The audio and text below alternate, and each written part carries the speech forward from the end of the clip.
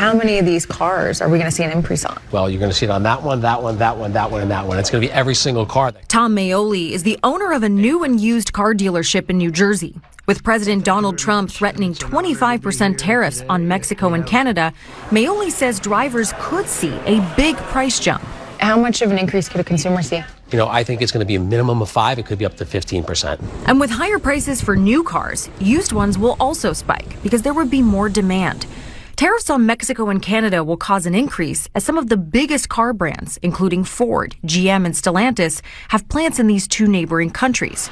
And even cars assembled here in the U.S. may see an increase. According to Maioli, more than half of parts, like batteries and motor components, are sourced elsewhere and could get slapped with a tariff, especially with the president also proposing a 10% tariff on China. I think the manufacturer has no choice but to pass that along to the consumer because they need to drive profits. How quickly does that get passed on to the consumer? Anything that has not been shipped yet or is at the dock that's getting shipped into these ports that's ultimately going into a vehicle to be manufactured, it's immediate.